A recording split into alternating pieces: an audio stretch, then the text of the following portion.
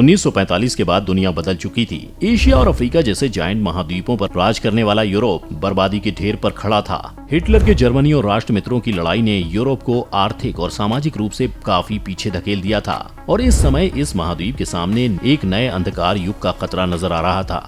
ऐसे में दुनिया के सबसे ताकतवर देश अमेरिका ने यूरोप की मदद करने का ऐलान किया और एक ऐसा प्लान सामने रखा जिससे यूरोप तरक्की की राह पर वापस लौटा। ये अमेरिका का मार्शल प्लान था, जिसमें यूरोप को कर्ज देने से लेकर उसे एक संगठित महाद्वीप बनाने की भूमिका तैयार की गई थी।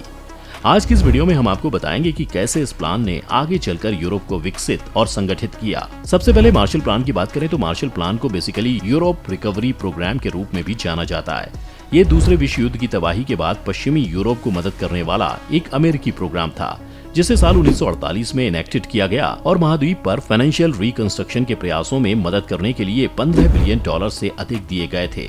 इस प्लान को जॉर्ज सी मार्शल के नाम पर रखा गया है।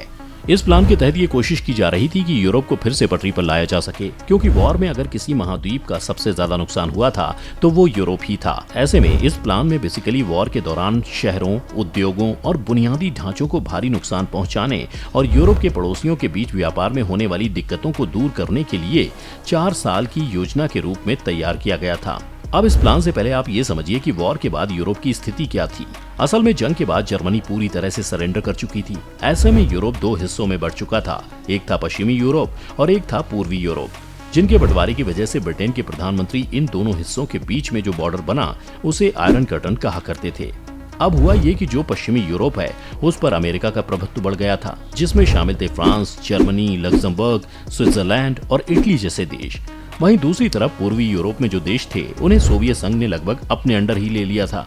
अब ऐसा इसीलिए हो पाया क्योंकि सेकेंड वर्ल्ड वॉर ने ही दुनिया को 2 महाशक्तियां दी, जो कोई और नहीं बल्कि यूएसए और यूएसएसआर ही थे। ऐसे में दोनों शक्तियां पूरी दुनिया में अपने आप को आगे रखने के लिए अपने बाकी के देशों को अपना सपोर्ट देकर उसे उभारने के बहाने अपना फायदा करना चाहते थे। इसी चीज को देखते हुए यूरोप दोनों की नजरों में आया था। ऐसे में अमेरिका ने आगे बढ़कर यूरोप की मदद करने के लिए उसे उभारने के लिए एक बहुत बड़ा प्रोग्राम बनाया। इस प्रोग्राम का नाम रखा गया था मार्शल प्रोग्राम।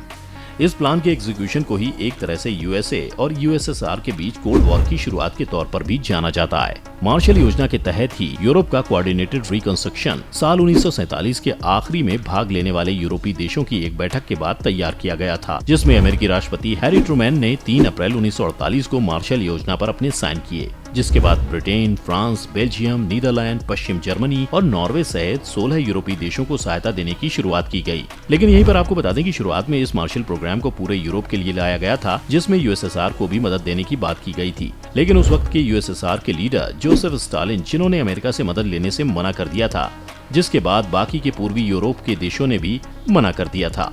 अब जब देना सिर्फ कुछ ही देशों को था तो ऐसे में कुल सहायता का 90% हिस्सा 16 यूरोपीय देशों को ग्रांट के रूप में भी दिया गया, जिसमें सबसे ज्यादा ब्रिटेन को दिया गया था। इस पूरे प्रोग्राम का मकसद यही था कि यूरोप में ठप पड़ चुकी कृषि को फिर से ढर्रे पर लाया जाए, जिसके लिए बड़े पैमाने पर कृषि से जुड़ी चीजों को यूरोप के देशों में भेजा गया।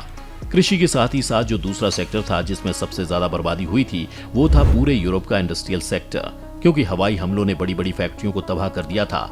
इसीलिए इस मदद में इन खराब और बंद पड़ चुकी फैक्ट्रियों को फिर से शुरू किया गया। इसके साथ ही हजारों की संख्या में यूरोप के लोगों को इसी प्लान के तहत अमेरिका भेजा गया, जहां उन्होंने नई इंडस्ट्रियल इंजीनियरिंग और टेक्नोलॉजी को सीखा और फिर वापस आ गए, जिससे इंडस्ट्रियल सेक्टर को भी नई टेक्नोलॉजी मिल गई। इस तरह से देखा जाए तो 1947 से 1951 तक के 4 साल के दौरान जितना सोचा गया था, मार्शल प्लान ने उससे कहीं अधिक फायदा यूरोप को पहुंचाया और खेती से लेकर इंडस्ट्रीज तक की ग्रोथ बहुत अच्छी थी। और यही वो समय भी बना जब पूरे यूरोप में ट्रांसपोर्टेशन की कमी को दूर करने के लिए ऑटोमोबाइल सेक्टर में भी एक बड़ा बूम आया और यूरोप में भी ऐसी कंपनियों ने अपनी फैक्ट्रियां लगाईं, जिसे बनाना वर्ल्ड वॉर के बाद तो बहुत मुश्किल लग रहा था। खैर, ये तो सिर्फ पश्चिमी यूरोप की कहानी हो गई, लेकिन अगर पूर्वी यूरोप की बात करें तो वहाँ पर कम्युनिज्म का बहुत बोलबाला था। और ये बोलबाला ऐसा था कि यूएसएसआर ने इन देशों के डेवलप करने या कहें कि रीडेवलप करने के लिए जो प्लान बनाए थे वो भी ज्यादातर यूएसएसआर के अपने नियमों से मेल खाते थे। जैसे उन्होंने अपने यहाँ के हिसाब से ही कृषि को पूरी तरह से सेंट्रलाइज कर दिया, यानी कि खेती भले ही किसान करे लेकिन उनका खेत और उस अनाज पर मालिकाना हक नहीं होगा। और इसी तरह इंडस्ट्रियल सेक्टर के साथ भी हुआ। यूएसएसआर के इस डेवलप प्रोग्राम को कमकॉन नाम दिया गया, जिसके कारण पूर्वी यूरोप ने कुछ इकोनॉमिकल ग्रोथ तो जरूर देखी, लेकिन फिर भी वो कंपैरेटिवली पश्चिमी यूरोप से अंडर डेवलप ही रहा। जो आगे चलकर यूएसएसआर के लिए बहुत भारी पड़ा और 80 का दशक आते आते पूर्वी यूरोप की हालत और खराब हो जाती है। यही कारण बनता है कि जब 1991 में यूएसएसआर टूट जाता है और जिस आयरन कर्टन की वजह से पूरा यूरोप दो हिस्सों में बटा हुआ था, उसे खत्म करने के लिए बर्लिन की दीवार तोड़ दी जाती है, जिससे पूरा यूरोप फिर से एक हो जाता है। ये तो थे यूरोप के रीडेवलप करने वाले दो बड़े प्रोग्राम। अब आइए आपको बताते हैं कि यूरोप ने खुद को कैसे एकजुट किया। तो आपको बता दें कि साल 1957 में रोम की संधि होती है, जिसके बाद यूरोपियन इकोनॉमिक कम्युनिटी यानी EEC की स्थापना की गई, जिसका काम था यूरोप के मेंबर देशों के बीच व्यापार और बाकी इकोनॉमिकल सपोर्ट को पहुंचाया जाए। इसी के साथ यूरोपियन एटॉमिक एनर्जी कम्युनिटी की भी स्थापना की गई। बाद में इस संगठन में शामिल देशों की संख्या बढ़ती गई और इसी के साथ समय समय पर इस ऑर्गेनाइजेशन के ढांचे में भी बदलाव किया गया। संगठन के फायदों को देखते हुए बाकी के यूरोपीय देशों ने भी इसकी सदस्यता ले ली। साल 1973 में ब्रिटेन, डेनमार्क और आयरलैंड ने भी EEC को ज्वाइन कर लिया। फिर साल 1981 में यूनान और 1986 में पुर्तगाल और स्पेन ने भी इसकी सदस्यता ले ली, जिससे हुआ ये कि अमेरिका और यूएसएसआर के कोल्ड वॉर के खत्म होने तक यानी कि 90 के दशक तक EEC में शामिल देशों की संख्या बढ़कर 12 हो गई थी, जो कि शुरुआत में महज 6 ही थी। इस तरह से यही EEC आगे चलकर 1993 में यूरोपियन यूनियन में बदल गया और पूरा यूरोप एक साथ आकर एक दूसरे की मदद करने लगा, जो सिलसिला आज तक चलता आया है। खैर, आपको क्या लगता है, क्या अमेरिका की मदद के बिना कभी यूरोप इतना डेवलप कर पाता? आप अपनी राय हमें कमेंट करके बता सकते हैं। साथ ही वीडियो को लाइक और शेयर करना ना भूलें और चैनल को भी सब्सक्राइब कर लें।